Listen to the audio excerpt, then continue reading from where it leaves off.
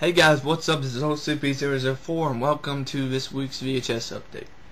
And there's some DVDs at the end as well. So start with the VHS update with I picked up this week Pawn Shop, Cynthia Rothrock, and Lady Dragon. So yeah, Cynthia Rothrock, Lady Dragon. I thought it was, she fights fire with fire. Her kickboxer brings you the new dragon. Yeah, so it's directed by David Worth. Directed Kickboxer and Pure Home Entertainment. It's decent. It's a decent action flick with Cynthia Rothrock. She does a good job as well. Not as good as China O'Brien in my opinion, but still a lot of fun to watch. Compared to Lady of Dragon 2, which is just shit. Like at all. Burt on the Wire, Mel Gibson, Goldie Hawn. Classic, fun, cheesy, but really entertaining movie. It's original release because you can see that it's got that, and then it's got the actual Burt on the Wire. It's a Universal label on the end.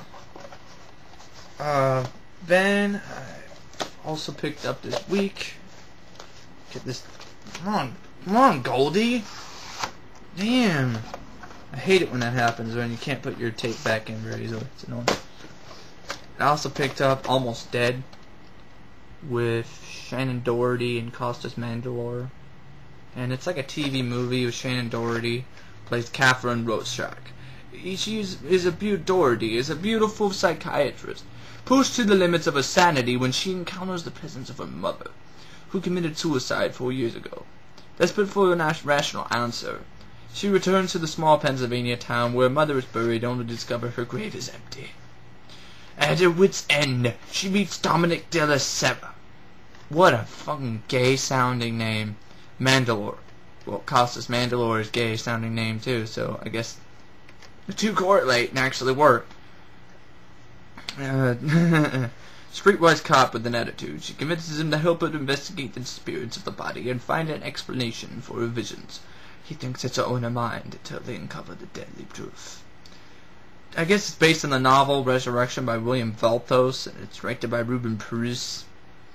And it's monochrome video, and it's I just knew it wasn't on DVD, so that's why I picked it up. Shannon Doherty in a low-budget horror flick.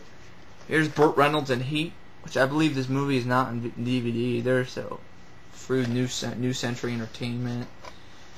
You know, Burt Reynolds in Heat. Nick Escalante isn't a violent man by nature. He's just good at it. And when things get very, very bad, he's naturally at his best. Las Vegas is a backdrop for all the torrid action of Heat. I don't know why the guy in the back who wrote this description chose the word torrid. Because torrid doesn't equal action. Why? Who the fuck uses torrid and action in the same fucking sentence? People use torrid when they mean a movie is boring and lame. What a torrid excuse. Oh, this movie was so torrid. The pacing was torrid. Torrid action? Torrid action? You're just insulting the fucking movie on the back of the box. The fuck? That guy should have been fired after he wrote this shit. Torrid action of Heat? Torrid? Doesn't even know what torrid fucking means? You should have just titled it Las Vegas is a backdrop for all the boring, useless, stupid action of Heat. As Burt Reynolds plays the soft-hearted bodyguard who's out to protect his friends, when a mobster's son brutally beats an old flame, ignites a tightly wound thriller that pits Burt against the mob and culminates in a vicious cat-and-mouse climax. That guy should have been fired. What the fuck? Torrid action? Those two words should never be used in the same fucking sentence. Well, this is Heat by Burt Reynolds. I also picked up 50 cents. I was like, fuck it. Charles Sheen in Postmortem. I guess Charles is directed by Albert Pyun. You know, the only way to trap a serial killer is to know what he feels, what he thinks, and when he'll strike again. James McGregor, Sheen, a serial killer profiler turned novelist, flees to a small peaceful town to escape his violent past. But the peace and tranquility are only temporary, as the town is stalked by a cold-blooded killer who creates obituaries of his victims before he kills them, forcing McGregor back into the life he longs to leave behind. So yeah, thought I'd give it a shot. I like Charlie Sheen, so yeah. And I've got Sometimes They Come Back Again. And I don't have Sometimes They Come Back. It's just like Matt, you know, Rambo Raff, I think he only has Sometimes They Come Back for More. and I only have sometimes they come back again. Because I've seen sometimes they come back before on VHS. The guy was asking $5 for it. I'm like, you not paying $5 for a fucking VHS tape, you idiot, unless it's extremely rare. And that's not rare. Let's come back again. It's actually a pretty decent sequel. Witchcraft. Which, why in the holy hell does this movie inspire 6 fucking sequels? Is beyond me. I think it's more. I think it's like 7. I think, or 9 or 8. I think there's a Witchcraft 9. I don't know. It's fucking insane. I mean, honestly, this movie's okay. It's like one of those so-so horror flicks by Academy Entertainment that inspired a string of 8 fucking sequels. Honestly, if this is gonna be this is definitely gonna be near the top of my list for the most pointless horror movie fucking franchises ever. I mean, honestly, Witchcraft, Witchcraft 2, Witchcraft 3, Witchcraft 4, Witchcraft 5, Witchcraft 6, Witchcraft 7, Witchcraft 8. Movie about a fucking Ouija board has like fucking 9 sequels. What the then we got Murdered by Numbers with Sam Barahans and Sherry Belafonte. It's a Magnum Entertainment tape, 50 cents. I was like, fuck it, let's just see if it's any good. Probably boring and lame and dull, but whatever. Spring Break, which is actually directed by Sean S. Cunningham, directed Friday the 13th. Some 80s kind of frat comedy. Howling 2, Your Sister is a Werewolf. I just... Yeah, of course it just says Howling 2, it's not over yet. But I love the title. You gotta keep it, you know, Howling 2, Your Sister was a Werewolf. Just love that. Original HBO, Thorny in My Home video release. Howling 2. So now officially I have basically almost all the Howling flicks. Like I don't have Howling New Moon Rising, and I probably could pick it up if I wanted to. The place that had it, they moved out of this place they're in. But I didn't want to get it in the first place because I know Howling New Moon Rising is gonna suck ass chunks. But you know, I still don't feel complete until I get the shitty 7th Halloween movie. Here's the main event with Barbara Streisand and Ryan O'Neal. Now this was just okay. It was 50 cents. So I don't like Barbara Streisand, but I like boxing. Just wanted to see what it's like. Main event, 50 cents.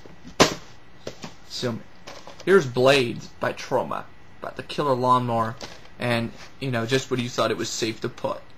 Golf, a game of hooks, slices, and slaughter.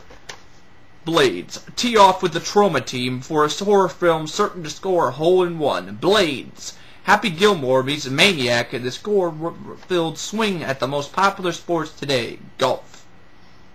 A game of hooks, slices, and slaughter. Meet Blades, the most terrifying character ever to tear up the screen. And Blades isn't even human. More evil than anything you can imagine. This monster lawnmower is mauling more than the grass. The golfers on the fairway are all fair game as they try to make it to the 19th hole. Blades, the teed-off, wide radius, possessed power tool, is on a killing spree that would leave even duffers handicapped. Blades is a whole 18 holes of holy terror produced by John Finnegan's Girl Screw Screamers. Blades just when you thought it was safe to put. So yeah, Blades. A lot of cheesy fucking blast. And I guess it's harder to find nowadays on DVD and VHS. So it's the Trauma Collector's Edition. I think there's an intro from Toxie and all those guys again, but I know especially was talking to Matt Rambaraff on Skype the other night. He's like, damn it, I want to see this movie. Well, you know, I'll probably watch it and review it and see if it's any good. But I also picked up Naked Warriors, which is a new Concord, Roger Corman release. You know, female gladiators in a vicious fight for freedom. From the stable of Roger Corman, Hollywood's greatest maverick producer, comes Naked Warriors, the saga of gladiator girls in combat. Bored with watching their muscle-bound male gladiators stab, gouge, fight, and pitchfork each other to death, the jaded citizens of Brundisium hit up the novel idea of putting their female slaves into the ring. Disturbed by this turn of events, the gritty gals mount a rousing rebellion, and soon it's revenge time around the old Colosseum. Ouch! As the foxy and feisty Mamawi of Nubia, Abraham Greer. A copy is Spirited Game. Kevin Thomas, Los Angeles Times. And Margaret Markov is unforgivable as the plucky Boadicea of Brittany. Directed by Steve Carter. Wolf McQuaid. And edited by Joe Dante. Gremlins are Howling in Space. Naked Warriors is fast, fun, and entertaining tribute to the genre. Just listen to all the fucking guys who directed. Steve Carver, who directed Wolf McQuaid. A movie called Naked Warriors. I'm pretty sure he directed some other shitty movies too. And Joe Dante edited this? Are they fucking lying to me and telling me that it's not the same Joe Dante?